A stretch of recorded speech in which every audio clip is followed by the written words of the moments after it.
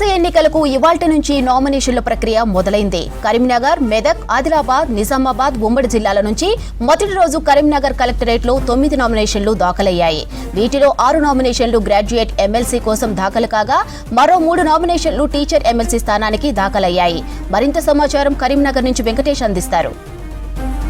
కరీంనగర్, మెదక్, ఆదిలాబాద్, నిజామాబాద్ 4 ఉమ్మడి జిల్లాల పరిధిలో జరుగుతున్న గ్రాడ్యుయేట్ అండ్ టీచర్ ఎమ్మెల్సీ ఎన్నికల నోటిఫికేషన్ ఈరోజు విడుదలైంది. ఆ విడుదలైన మరుక్షణం నుంచే నామినేషన్ల ప్రక్రియ కూడా మొదలైంది. ఈ నెల 10 వరకు కూడా నామినేషన్లు స్వీకరించనున్నారు. ఈరోజు వసంత పంచమి మంచి రోజు కూడా కావడంతో కొంతమంది నామినేషన్లు అయితే వేశారు. మొత్తం గ్రాడ్యుయేట్ ఎమ్మెల్సీ స్థానానికి 6, తర్వాత టీచర్ ఎమ్మెల్సీ స్థానానికి 3 ఈరోజు నామినేషన్లు వేశారు. మొత్తం 9 నామినేషన్లు దాఖలైనాయి. అయితే ప్రధానమైన పార్టీ అభ్యర్థులు ఇంకా నామినేషన్ వేయలేదు. కాంగ్రెస్ పార్టీ అభ్యర్థిగా ఇప్పటికే డిక్లేర్ అయిన వి నరేందర్ రెడ్డి కావచ్చు, తర్వాత బీజేపీ అభ్యర్థిగా డిక్లేర్ అయిన అంజిరెడ్డి కావచ్చు, తర్వాత ఇంకొక అతను టీచర్ ఎమ్మెల్సీ ఉన్నారు, తర్వాత గ్రాడ్యుయేట్ ఎమ్మెల్సీ ఉన్నారు, కొమరయ్య కావచ్చు. ఈ 3 కూడా నామినేషన్ వేయాల్సి ఉంది.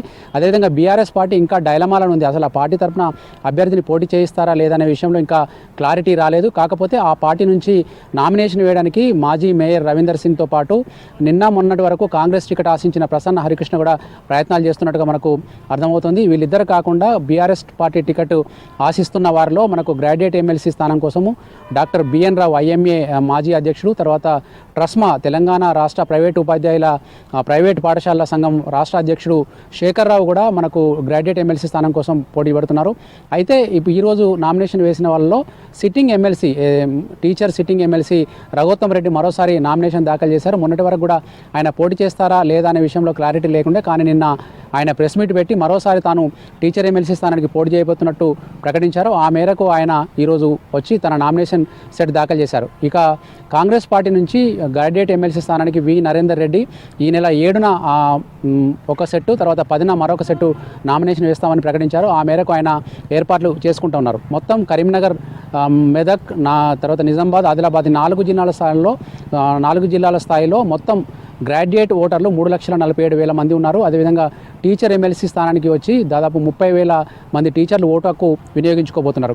వీళ్ళందరికీ సంబంధించి దాదాపు ఈరోజు నామినేషన్ల మొదలైన రోజున 9 నామినేషన్లు దాఖలైనాయి. అందులో 6 గ్రాడ్యుయేట్ స్థానానికి వేశారంటే మొత్తంగా మనకు ఈ రాబోయే మరో 6 రోజుల పాటు ఈ నామినేషన్ల ప్రక్రియ సాగనుంది. కాబట్టి దాదాపు పెద్ద ఎత్తున కూడా నామినేషన్లు దాఖలయ్యే అవకాశం కనిపిస్తుంది. ప్రధాన పార్టీల తరఫున ఒక్కొక్కరే వేసినప్పటికీ కూడా ఇండిపెండెంట్లు చాలామంది ఆసక్తి చూపిస్తున్నారు. ముఖ్యంగా పట్టభద్రుల సమస్యలు కావచ్చు, తర్వాత నిరుద్యోగుల సమస్యలు ప్రస్తావిస్తూ వాటిని హైలైట్ చేసేందుకు ఈసారి పోటీలోకి దిగుతున్నారు. ఆ తర్వాత నామినేషన్ల ప్రక్రియ ముగిసిన తర్వాత ఎంతమంది బరిలో ఉంటారనేది మనకు తర్వాత తేలనున్నప్పటికీ మొట్టమొదట మాత్రం నామినేషన్ వేసేందుకు చాలామంది ముందుకు వస్తున్నారు. ఈసారి గ్రాడ్యుయేట్ ఎమ్మెల్సీగా ఉన్న జీవన్ రెడ్డి ఈసారి పోటీ చేయడం లేదు.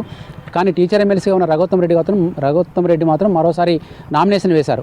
జీవన్ రెడ్డి స్థానంలో ఈసారి నరేందర్ రెడ్డికి కాంగ్రెస్ పార్టీ అధిష్టానం టికెట్ ఇచ్చింది. ఆ మేరకు ఆయన ఇప్పటికే దాదాపు 3-4 నెలలుగా ప్రచారాలు సాగిస్తూ నామినేషన్ కోసం కూడా తన ఫామ్స్ కావచ్చు, మిగతా నామినేషన్ కోసం అవసరమైన అన్ని దరఖాస్తులు, తర్వాత ఫామ్స్ అన్ని కూడా సిద్ధం చేసుకున్న పరిస్థితి కనిపిస్తుంది. కెమెరామెన్ కవికుమార్తో వెంకటేష్, V6 న్యూస్, కరీంనగర్ నుంచి.